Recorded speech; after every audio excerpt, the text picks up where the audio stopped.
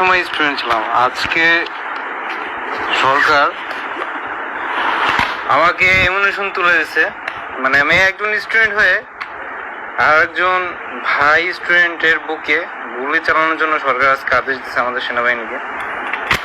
আমি দেখাতে চাচ্ছি যে এরকম একটা বুলেট কিভাবে পারলো সরকার, যে আমাদের ভাই যারা স্টুডেন্ট তাদের বুকে গুলি করার জন্য।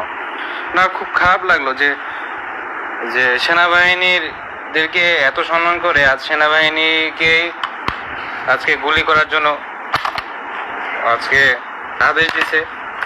120 রাউন্ড করে দিয়েছে। আমার সত্যি খুব যাওয়ার ইচ্ছা ছিল না, কিন্তু তাও বাধ্য হয়ে আমাকে যেতে হচ্ছে।